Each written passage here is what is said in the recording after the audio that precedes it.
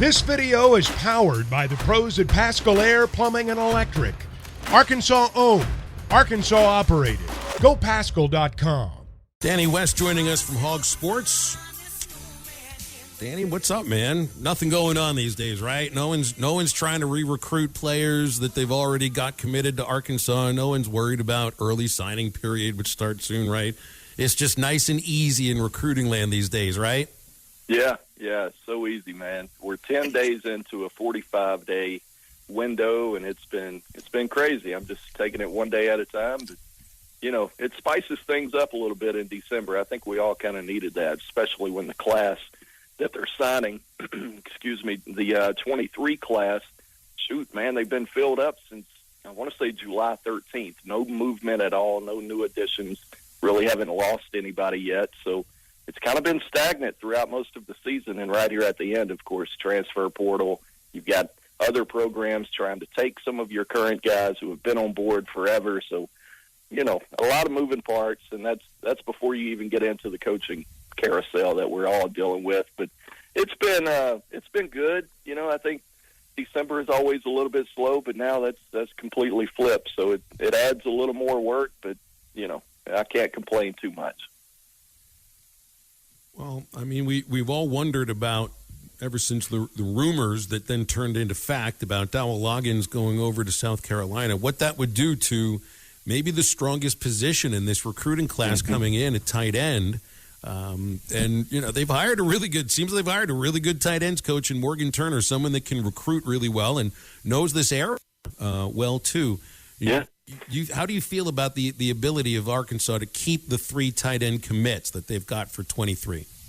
Well, I could tell you there's been a lot to worry about this week. You know, just being honest with you, I think Arkansas has had plenty to worry about after Coach Loggins took off. Of course, as you mentioned there, he was responsible, guys, for really 4 of your top 8 current commitments in this year's class. Now, we're all familiar with the 3 tight end commitments. They're all 4-star types, big-time prospects coming out of high school, 3 different states there. But then you look at what he did with Quincy Rhodes and Micah Tease, helping out with a couple other 4-star guys there. He had a lot to do with those as well. So, you know, once he took off, I start hearing from the kids that, well, you know, Oklahoma and Alabama are coming in to do an in-home visit with me. And there's a lot of competition here down the stretch for really the top end of your class. 4 or 5 guys there at the top of the class are still being pulled in different directions. So for the tight end specifically, I think this was the type of hire that they needed, to be honest with you. It's a name, a splash type hire.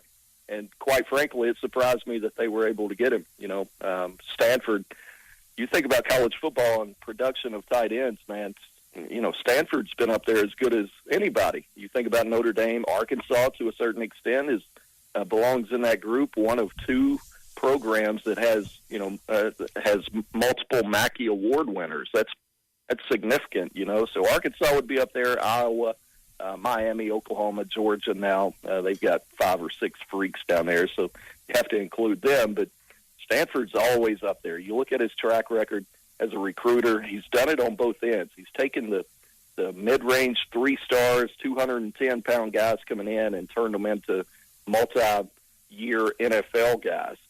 But he's also been able to attract your big-time top 100 player in the country and turn them into long-time NFL veterans as well. So quite an impressive resume there with Morgan Turner. And we know for a fact that he's on the road right now visiting all 3 of those tight end commitments today.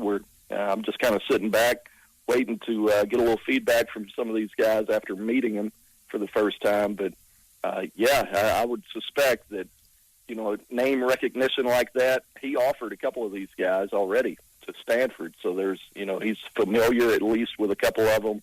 And we'll see where it goes from here. But I don't think they could have made a better hire, to be honest with you, on paper anyway. Of course, we'll see here in 2 or 3 years how it all unfolds. But, man, it sure seems like it was a really rough week so far. And then suddenly it got a little bit better last night once Morgan Turner apparently will be the hire for the tight end's job. Once that came about, I think people started feeling a little bit better about things. Danny, how attractive is this defensive coordinator job at Arkansas, and what are the kids saying? I mean, is there we looking for somebody who's going to bring in some different players? I mean, kind of what are we looking for here? Yeah, I think you would want somebody who's got an eye for talent. Obviously, development at Arkansas, Matt, you played here, you know it, and it's really tough for Arkansas traditionally to go out and get your 4- and 5-star type defensive players on a consistent basis. Now, in years past, here recently, we've seen them go out and attract really good transfers. Drew Sanders, Nudie McGlothern, Landon Jackson last year, a former 4-star guy. So you have that now, and that's still in your back pocket based on how well you've done with transfers. I think it makes you an attractive transfer destination. So I would look for somebody like that, as well as somebody with really strong ties in high school recruiting areas that you frequent quite a bit. So when you think about a guy like Brian Williams at Maryland, we've seen his name thrown out there quite a bit. I was studying him this morning.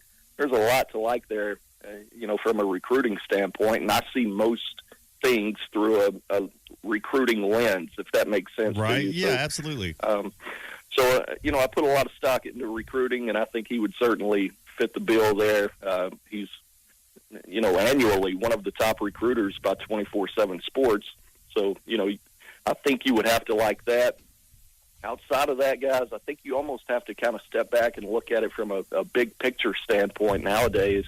When you think about what does a good defense look like, well, the definition of a good defense is much different now than it was even 10, 15 years ago, just by the rule changes. There's a lot of changes. The rule changes, a lot of RPO stuff. It's really tough now, man. I mean, when Alabama, a perfect example, Alabama 10, 12 years ago, they're giving up 8 to 13 points a game. Well, now, over the last 4, 5, 6 years, they haven't been below 18 points a game since 2017. That's Alabama. They're getting the best players in the country. So if their numbers are up, everybody's are up. So I think we almost have to kind of look at it through, a little bit different perspective here, and put more stock into red zone defense, more stock into turnover margin. You got to be good when it counts the most at this point, because the way offenses are run now puts so much pressure on your back end of your defense.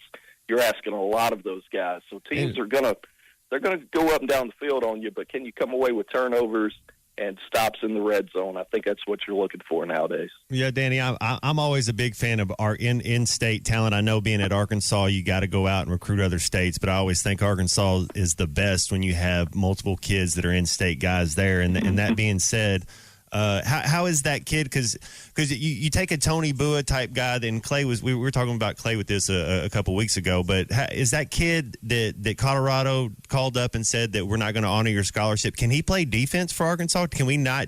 Arkansas didn't offer him. Is he capable of? Are we capable of looking around and finding kids like that we can put them on the defensive side of the ball in the SEC and that want to go hit somebody? Man, I'll tell you, this is a good question right here. You're talking about C.J. Turner out of Star City. He's a 3-star, highly rated 3-star, if I'm not mistaken. 6'1", 210 out of Star City, Twinkletown. Shout out to the Bulldogs. But he committed to Colorado early. I want to say over the summer he committed. Arkansas really didn't have a spot for him, Matt. I mean, they filled up so fast. They liked some guys. Let's just be honest. They liked a few guys a little bit better than they did C.J. He was dealing with a torn ACL as a junior. I think he was well on his way. He had a really impressive camp. I want to say the summer going into his junior year here, came up, ran really well, gets out there as a junior, tears up his knee, and still came back again this year, camped here again, ran pretty well, had a good season, senior season. And I still think it comes down to room. I think they're just out of room at that spot unless something happens. What spot is he? Because he's an athlete, and I'm thinking about our defense and being able to tackle and being aggressive. And I just say, man, if we got a spot for you on the defensive side of the ball, let's go get it. Because we struggle, and we don't get the 5 stars and the 4 stars, so we got to get guys like that and turn them into something. Yeah, we've got him listed as a linebacker, Matt. I think he's more of a hybrid type. I think he could probably play nickel, and in certain situations. So there's a lot you could do with a guy like that. I'm pulling for CJ. It would surprise me, to answer your question, they're so strapped for room at this point.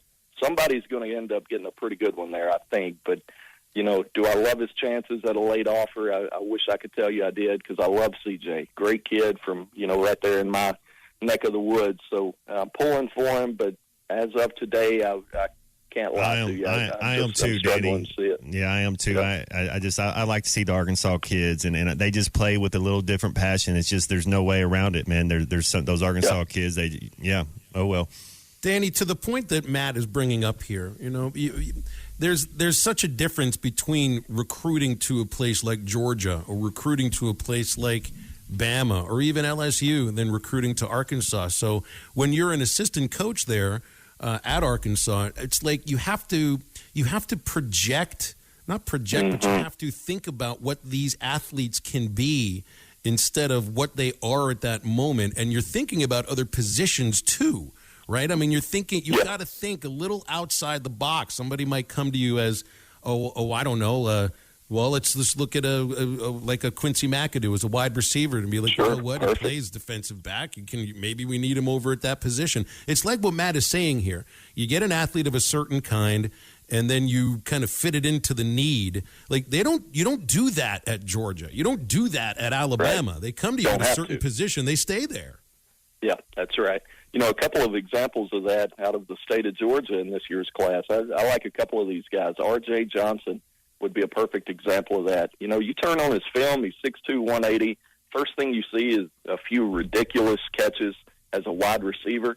Well, Arkansas wants him as a corner, which he could play that pretty well too, but he's a perfect example of a guy that, you kind of figure it out when he gets here. Mm-hmm. I think you sign him as a corner. Obviously, you need help there. Everybody knows that. But, man, if it doesn't work out, you've got a guy who's versatile enough. He could flip over and kind of be your opposite of a Quincy McAdoo in that situation. Another guy that they kind of took a flyer on, not a four-star type guy, really a mid-range 3.